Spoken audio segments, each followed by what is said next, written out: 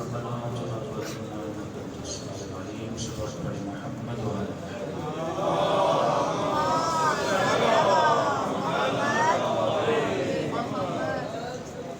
بسم الله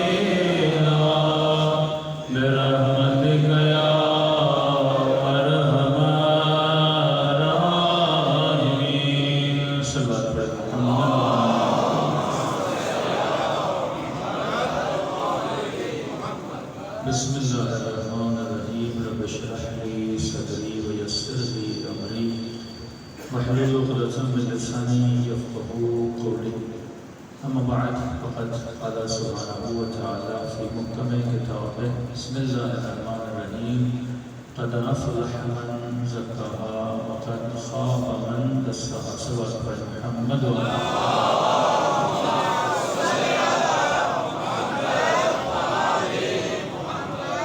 دعا ہے پروردگار عالم ہم سب کی عبادتوں کو اپنی بارگاہ میں قبول فرمائے اور جس مقصد زندگی کی خاطر ان مجالس میں آتے ہیں مقاصد میں بھی ہم سب کو کامیابیاں نصیب فرمائے۔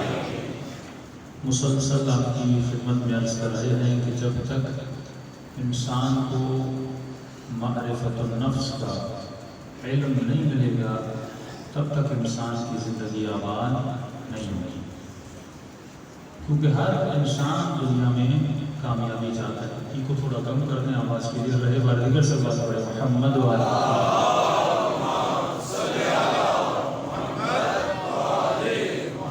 ہر انسان دنیا میں کامیابی چاہتا ہے، کافر بھی کامیابی چاہتا ہے، مومن بھی کامیابی چاہتا ہے، منافق بھی کامیابی چاہتا ہے، لیکن سوال یہ ہے کہ انسان ناکام ہوتا کیوں ہے؟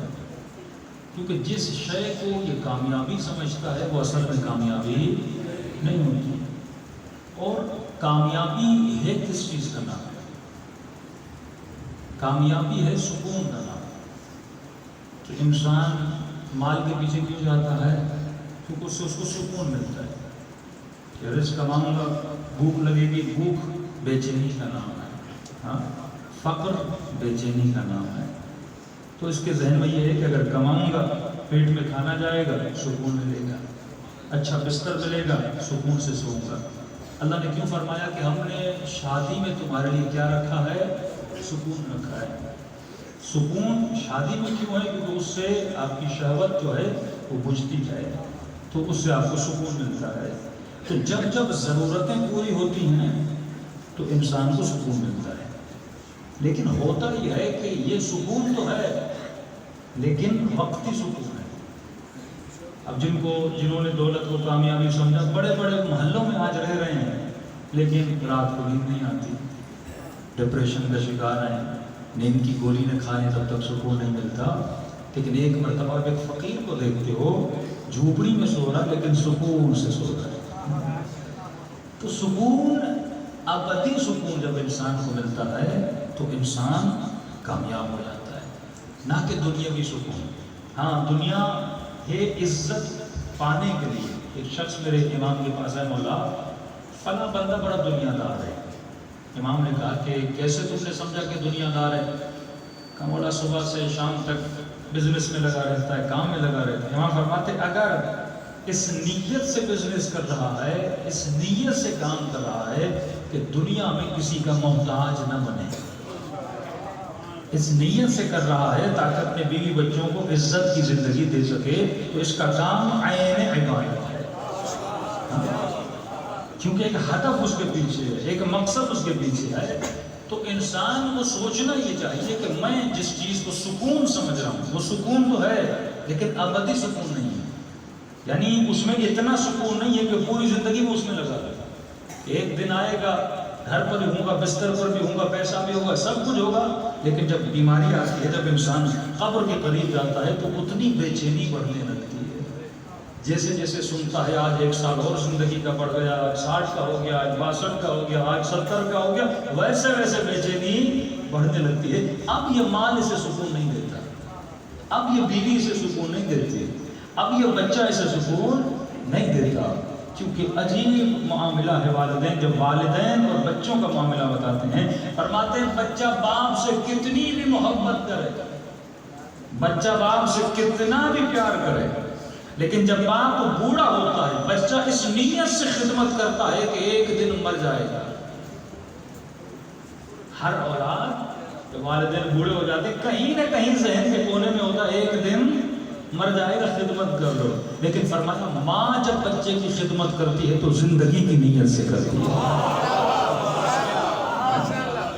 جب ماں کی گود میں جب بچہ بیمار ہوتا ہے وہ اس کے ذہن کے کسی کونے میں نہیں ہوتا ایک دن مر جائے گا، نہیں، اس کے ذہن میں دعا ہی دعا ہوتی ہے۔ لیکن اے انسان تو کتنا بھی کچھ کما لے، آج میں نے کہا دنیا میں سب سے زیادہ خودکشی کا ریشو امریکہ میں ہے، جاپان میں ہے، جرمنی میں ہے، وہاں تو بہترین دنیا، بہترین ممالک، گاڑی، فیسلٹیز، لیکن لوگ خودکشیاں کیوں کر رہے ہیں؟ کیونکہ جس سکون کی تلاش میں تھے وہ سکون ان کو مال سے نہیں ملا۔ بڑے بڑے ایکٹر آپ کو ملیں گے، بڑے بڑے سنگر آپ کو ملیں گے، سب کچھ ہے، جس کے پیچھے آج کا جوان اپنی پوری کوشش لگا رہا ہے کہ وہ گاڑی مل جائے، وہ بنگلہ مل جائے، وہ فلیٹ مل جائے۔ اس کے پاس وہ گاڑی بھی تھی، بنگلہ بھی تھا، فلیٹ بھی تھا، پھر اس نے کیا کر دیا؟ خودکشی کر دی، کیونکہ جہاں وہ سکون کو تلاش کر رہا تھا وہاں سکون تھا ہی نہیں۔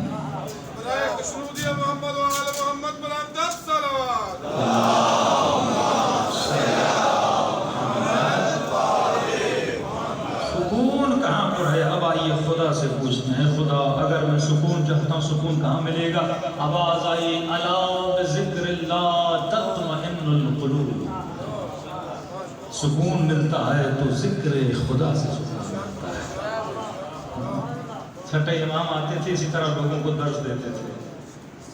ایک دن مولا ممبر پر بیٹھے اور کہا کہ لوگوں روز آتا ہوں تمہیں کچھ نہ کچھ سناتا ہوں، کچھ نہ کچھ سکھاتا ہوں، کچھ نہ کچھ سفرے سے لے کر جاتے ہو، آج میں اس ممبر سے کوئی درس نہیں دوں گا، آج تم مجھے یہ بتاؤ کہ تم نے میرے کل کے درس سے سیکھا کیا؟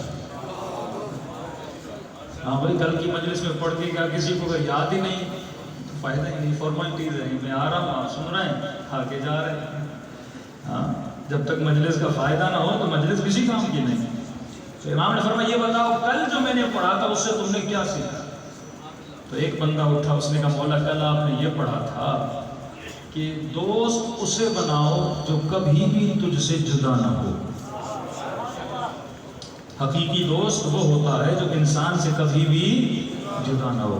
کہا مولا میں نے بہت سوچا دوست کسے بناؤں، حقیقی دوست میرا کون ہے؟ میں نے کہا بیوی حقیقی دوست ہے، لیکن سوچا جب مر جاؤں گا یہ بھی چھوڑ دے گی. میں نے کہا اولاد حقیقی دوست ہے، میں نے کہا مر جاؤں گا یہ بھی قبر میں چھوڑ دیں گے. میں نے کہا مال حقیقی دوست ہے، کہ یہ بھی ایک دن چھوڑ دے گا. بہت سوچا مولا دنیا میں کوئی ایسا دوست نہیں ملا. تو امام نے کہا پھر تجھے نتیجہ کیا پایا؟ کہا مولا پھر نتیجہ یہ نکلا کہ دوستی اس سے کروں جو ہمیشہ میرے ساتھ رہے. دوست وہ ہوتا ہے جو ہر مشکل میں میرے کام آئے. دل نے یہ کہا کہ دوست اسے بنا جو ہمیشہ تیرے ساتھ رہے. امام نے کہا پھر تم نے دوست کسے بنایا؟ کہا مولا مجھے مل نہیں رہا تھا. میں نے کہا میں آپ کی زندگی میں دیکھوں آپ نے کسے دوست بنایا؟ کہ تو بڑا تیز ہے، پھر یہ بتا میں نے کسے اپنا دوست بنایا؟ کہ مولا دوست وہ ہوتا ہے جس کے ساتھ میرا سب سے زیادہ وقت گزرے، وہ انسان کا دوست ہوتا ہے. پھر تو نے کیا دیکھا؟ کہ مولا میں نے دیکھا کہ آپ کا سب سے زیادہ وقت کس کے ساتھ گزرتا ہے. کہ پھر میرا کس کے ساتھ گزرتا ہے؟ کہ مولا اکثر آپ کا وقت مصلی عبادت پہ گزرتا ہے.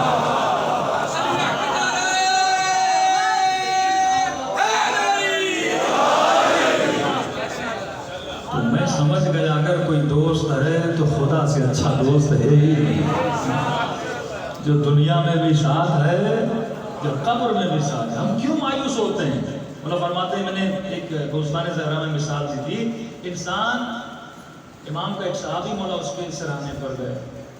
امام نے کیا دیکھا؟ ڈر رہا ہے، سکرات کا وقت ہے، چہرہ مرجھایا ہوا ہے اور ڈر کے مارے چہرے پر رنگ زرد ہے. امام نے کہا کیوں ڈر رہا ہے؟ کہ مولا موت سے بڑا ڈر لگا ہے، ابھی مرنے والا ہوں.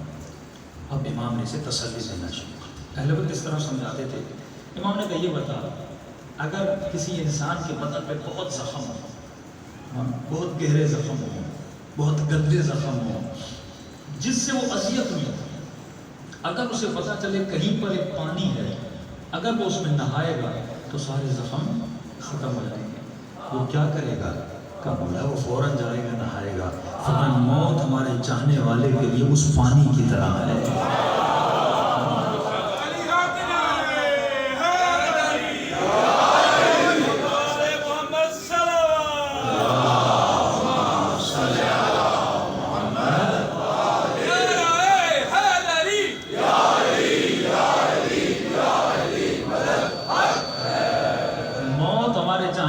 کے لیے اس پانی کی طرح جب آتی ہے تو اس کے سارے درد اور تکلیفیں ختم ہو جاتی ہیں.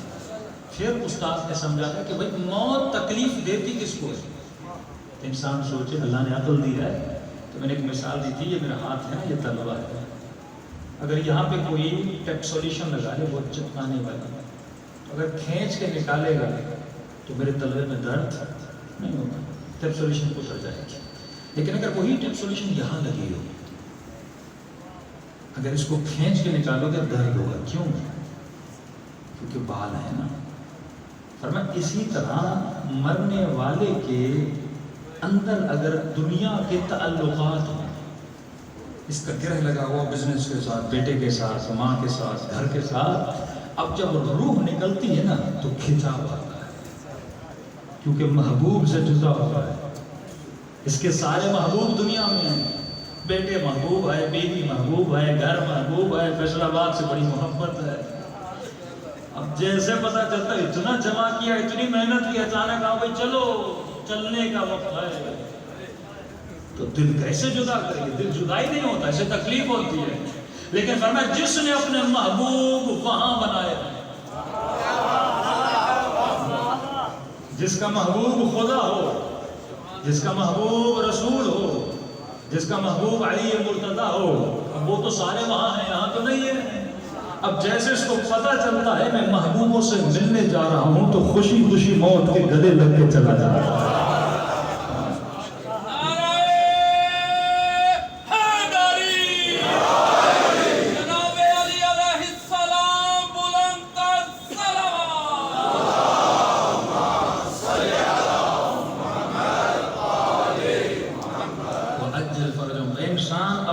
تعلق الا بذکر اللہ تطمئن القلوب، اپنا ساتھی خدا کو گانا، ہاتھ میں تسبیح ہو، ہمیشہ ذکر پروردگار عالم۔ ایک ذکر ہے ذکر لسانی جو آپ زبان سے کرتے ہیں، دوسری منزل ہے ذکر نفسی۔ آیت اللہ کشمیری جب سانسیں لیتے تھے نا تو ذکر خدا کرتے تھے، کہتے تھے لا الہ، جب سانس کو چھوڑتے تھے کہتے تھے الا اللہ، یعنی اپنی ہر سانس میں پروردگار عالم کا ذکر کرتے تھے۔ اس طرح تو بھی کر سکتا ہے، ہاں ذکر لسانی، اب زبان نہیں بول رہی تو اپنے ذہن کو ذکر خدا کی عادت دے۔ کیوں؟ کیونکہ استاد فرماتے ہیں کہ اے انسان، ہر دنیا کے کام کرنے سے بندہ تھک جاتا ہے، نماز پڑھو گے بدن تھک جائے گا، روزہ رکھو گے پیٹ بھوک کی وجہ سے انسان میں سستی آ جاتی ہے، لیکن ایک چیز ہے جس کی کوئی لمٹ نہیں ہے، نماز کی کوئی حد ہے، جتنی بھی عبادات ہیں ان کی حدود ہیں، صبح میں مثلا 17 رکعت دیا ہے، لیکن ایک ذکر ہے جس کی اللہ نے حد نہیں رکھی، پورا دن بھی کرتا رہے ذکر کی حد نہیں کر سکتا۔ دوسرا، دل جس طرح چلنے سے تھکتا نہیں، سانسیں لینے سے تو کبھی تھکتا نہیں، ہاتھ تھک جاتے ہیں، پاؤں تھک جاتے ہیں، لیکن سانسیں لینے میں بندہ نہیں تھکتا، دل دھڑکنے میں نہیں تھکتا۔ اسی طرح ایک اور چیز ہے جو تھکتی نہیں، وہ ہے فکر۔ جب تو سوتا بھی ہے تو یہ فکر چلتی رہتی ہے، خیالات آتے رہتے ہیں، تو فرمائے اپنے خیال کو ذکر پروردگار عالم میں مشغول کر دے، اور جب خیال نورانی ہو جاتا ہے تو اس خیال میں امام زمانہ کی زیارت بھی ہو جاتی ہے۔ صلوات پڑھے محمد وعلی۔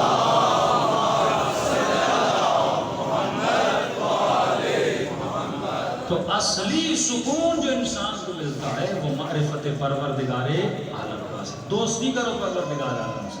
ایک وظیفہ بستان زہرا میں بتایا، مجرب وظیفہ، آزما کر دیکھیں، زیادہ نہیں، آپ 3 مہینے کریں، اگر رزلٹ نہ ملا پھر مجھ سے آپ شکایت کریں۔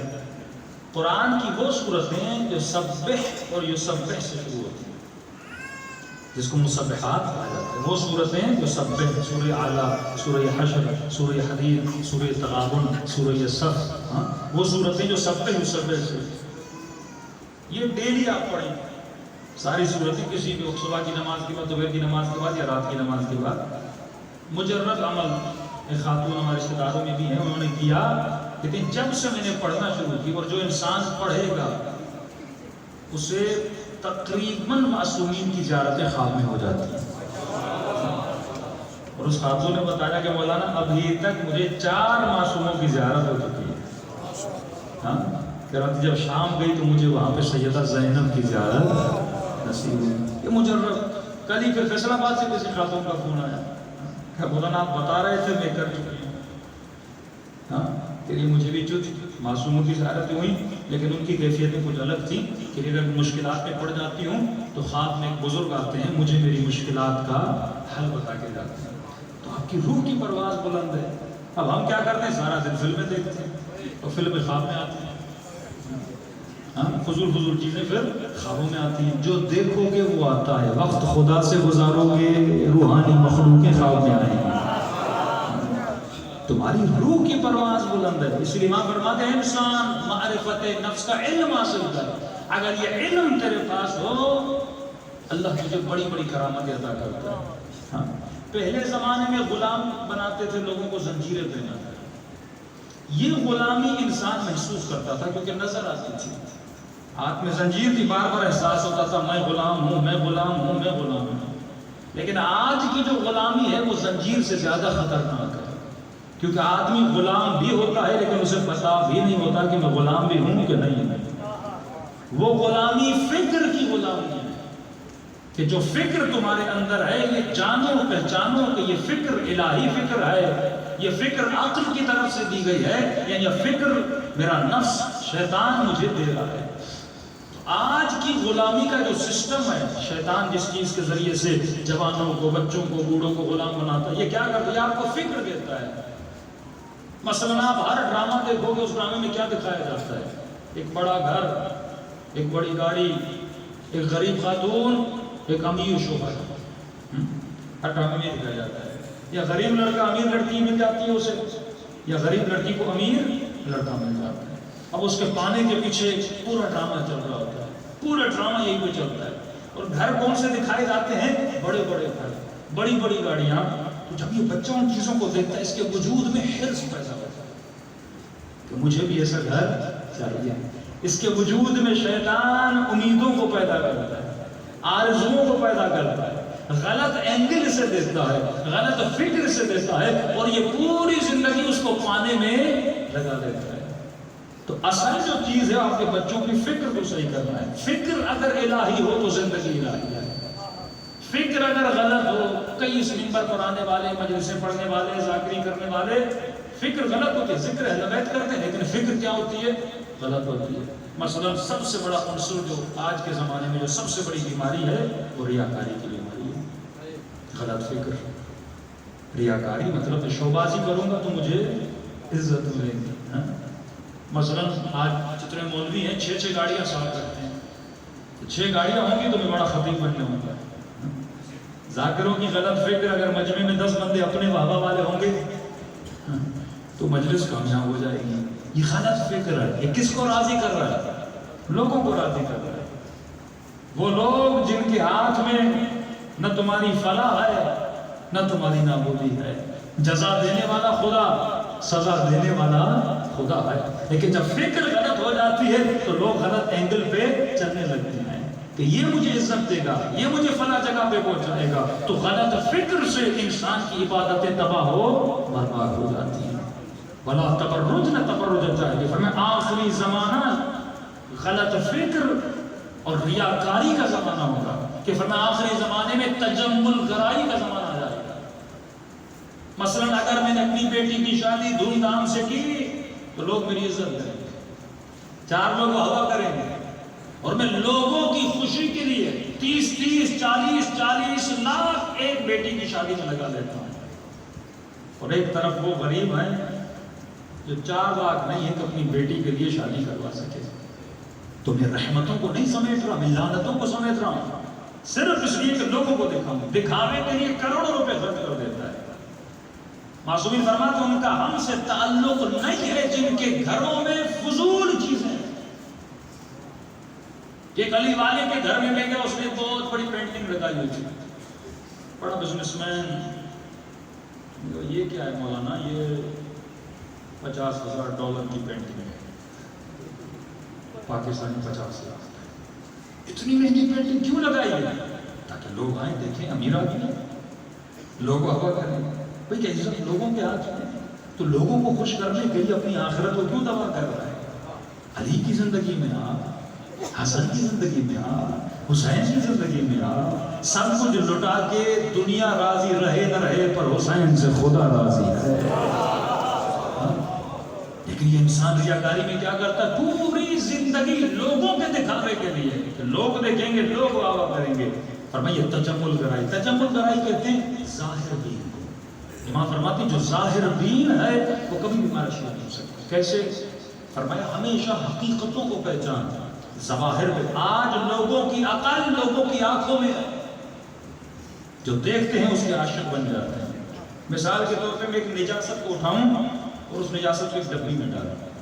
ڈبی میں ڈالنے کے بعد اس کے اوپر ایک ریشمی نرم کپڑا فیصل آباد سے خرید کے اس پہ لگا دوں اور اس کے اوپر پھر ایک عطر لگاؤں اور خوبصورت پھول لگاؤں اور آپ کے سامنے رکھوں.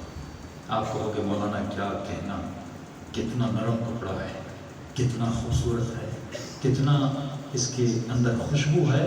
تو آپ ظاہر کو دیکھ کے کیا بن جاؤ گے؟ اس کے عاشق. اندر کیا ہے؟ نجاست. معصوم سے پوچھتے تھے مولا آپ ان چیزوں کے پیچھے کیوں؟ معصوم فرماتے ہم اس کی باطن کو دیکھتے ہیں. وہ انسان جو حسین چہرہ دیکھ کر کسی خاتون کا عاشق بن جائے اور اس کے پانے کے لیے ماں باپ سے لڑے، معاشرے سے لڑے، دنیا آخرت تباہ کر دے. علماء اخلاق فرماتے ہیں انسان کی حقیقت ہے کیا؟ انسان چلتا پھرتا ٹوائلٹ ہے.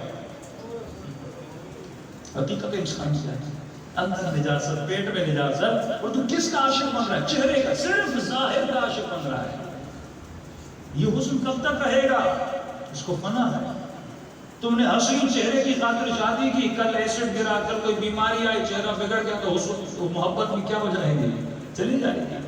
کوئی خاتون مال کے لیے شادی کرے، مال گیا تو محبت بھی چلے جائیں گے. فرمایا ہمارے چاہنے والے ظاہر بھی نہیں ہوتے، معرفت النفس رکھتے ہیں، وہ باطن کو دیکھتے ہیں، ہر چیزوں کی انتہا تک جاتے ہیں، وہ طہارتوں کو تلاش کرتے ہیں، نجاستوں کو تلاش نہیں کرتے.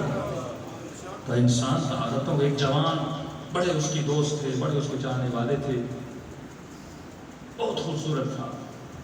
جب مر گیا حادثے میں دفن کر دیا، بڑا لوگ روئے، خوبصورت جوان تھا، یہ تھا وہ تھا. اس کے باپ نے کہا میرے بیٹے کو زہر دی گئی. 3 دن کے بعد کورٹ نے آرڈر نکالا کہ زمین کو کھودا جائے، جنازہ نکالا جائے. سارے دوست گئے، بہت خوبصورت جوان تھا، دیکھنے گئے، اس کو جنازہ نکالا جا رہا ہے، اور کہتے ہیں جب جنازہ نکالا اتنی بدبو کہ جو پوری زندگی ترستے تھے کس کے ساتھ گھومے، اتنی شدید بدبو تھی، اس کے جنازے کو وہیں چھوڑ کے چلے گئے.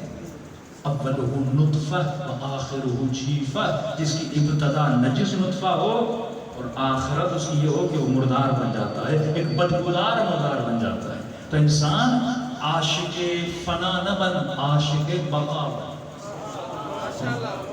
اور میں دنیا کی ہر شے کی انتہا فنا ہے، تو عاشق فنا کیوں بنتا ہے؟ عاشق بقا. اور عاشق بقا کب بنے گا؟ جب معرفت حاصل کرے گا، جب حقائق کو تلاش کرے گا. بھائی میں جس بھی شے کا عاشق بن رہا ہوں، اس کی انتہا یا نجاست یا فنا ہے، تو عاشق بقا بن. اور بقا کس کو ہے؟ تیرے پروردگار عالم کو ہے. بقا کس کو ہے؟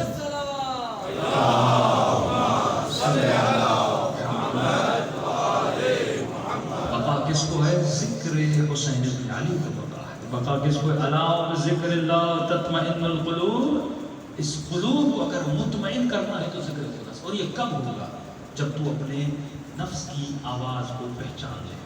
تو تمہارے ذہن میں جو خیالات آ رہے ہیں نا، یہ پہچان، یہ خیال نفس کا ہے یا عقل کا ہے؟ نفس کہے گا شوبازی کر، نفس کہے گا دکھاوا کر، نفس کہے گا لوگوں کو راضی کر، نفس کہے گا لوگوں کے لیے کر. لیکن عقل کہے گی لوگ تجھے کچھ نہیں دے سکتے، جنت خدا دیتا ہے. ہزاروں کو راضی کرنا مشکل ہے، پر ایک کو راضی کرنا آسان ہے. تو زندگی میں بس کسے راضی کر؟ پروردگار عالم کو راضی کر. صلوات پڑھے محمد وعلی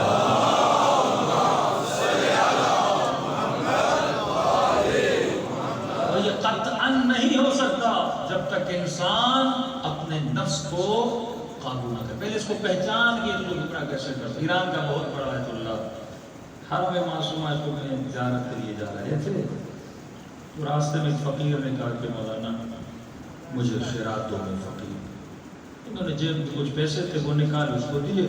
فقیر تھوڑا غصے والا تو اس نے دیکھا پیسے کم ہیں، اس نے منہ پہ مارے، اتنے پیسے دے رہے ہو، اتنے بڑے مولوی آیت اللہ ہو، مجھے پیسے دے رہے ہو. اور اس نے غصے میں آغا کے چہرے پہ تھوک دی. کہا پیسے بھی نہیں چاہیے اور چہرے پہ اتنی بڑی بے احترامی. شاگرد سارے جمع ہو گئے فقیر کو مارنے کے لیے. اس نے کہا کسی کو مارنے کی ضرورت نہیں. انہوں نے کیا کیا؟ بی بی معصومہ الکون کے دروازے پہ بیٹھے اور اپنی ابا کا دامن بچھا دیا. کہ لوگوں جس شخص کو بھی کسی فقیر کی مدد کرنی ہے پیسے جمع کرتے. لوگ رکھتے گئے پیسے جمع ہو گئے. پھر آقا نے پیسے جمع کیے، اس فقیر کے قریب گئے، کہا میں معذرت چاہتا ہوں میں نے تجھے غصہ دلایا، اگر میں پہلے سے تجھے زیادہ دیتا تو غصے میں نہ آتا، اور میرے حق میں دعا کرنا.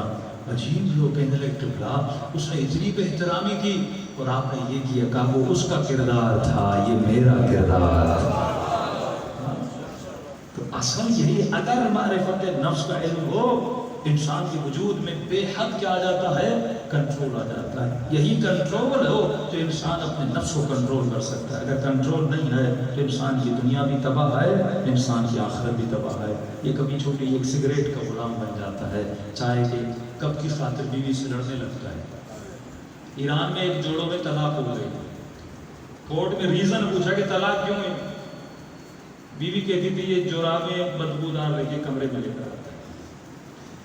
تو میں نے اس کو 100 بار بولا جرابیں باہر اتار دیا، تو لہذا میں طلاق لینا چاہتا ہوں. آپ قصے پڑھیں گے پریشان. طلاق کے مسائل آپ دیکھیں گے اتنا کوئی بگ ریزن نہیں ہے، چھوٹی چھوٹی باتوں پہ طلاق ہو جاتی ہیں، کیونکہ ان کے اپنے وجود پر کیا نہیں ہے؟ کنٹرول نہیں ہے، شوہر کا ہاتھ پہ کنٹرول نہیں ہے، اور خاتون کا زبان پر کنٹرول نہیں ہے. صلوات پڑھے محمد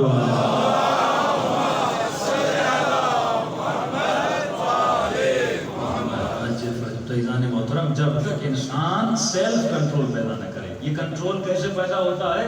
چھوٹی چھوٹی چیزوں سے. یہ نماز جو اللہ نے واجب کی ہے آپ کے وجود میں کنٹرول پیدا کریں. اگر میں نماز وقت پہ نہیں پڑھ پا رہا، اس کا مطلب میرے اندر کنٹرول نہیں. دوسری منزل، اگر میں نماز تہجد پہ نہیں اٹھ پا رہا، آیت اللہ دستغیب اور مختلف علماء فرماتے ہیں کوئی بھی عارف باللہ ہم نے نہیں دیکھا کسی مقام پہ پہنچا ہو اس نے نماز شب نہ پڑھی. پنجی ہے بربر. خدا قرآن میں کہتا میں مقام محمود عطا کرتا ہوں بندہ جو نماز شب پڑھتا ہے. لیکن مجھ سے صبح آنکھ کھلتی نہیں ہے، رات کو اٹھا. تبھی فرمایا 7 سال سے لے کے اس بچے کو عادت دینا نہیں، ابھی تو بچہ ہے سونے دو. ہم ایسے کر کر کے اس بچے کو کیا بناتے ہیں؟ ڈھیڑ بناتے ہیں. اب جب 20 سال کا ہو جاتا ہے پھر غصہ کرتے ہیں نماز کیوں نہیں پڑھا. اگر تم نے 7 سال میں پڑھائی ہوتی تو یہ 20 سال میں بھی پڑھ لیتا. لیکن ہم کیا کرتے ہیں؟ نہیں. بچہ سفرے پر بیٹھتا ہے، ماں کہتی ہے بیٹا اور کھا اور کھا. وہ کہتا ہے ماں پیٹ بھر گیا. کہ نہیں کھاؤ، نہیں کھاؤ گے تو رات کو خرچی نہیں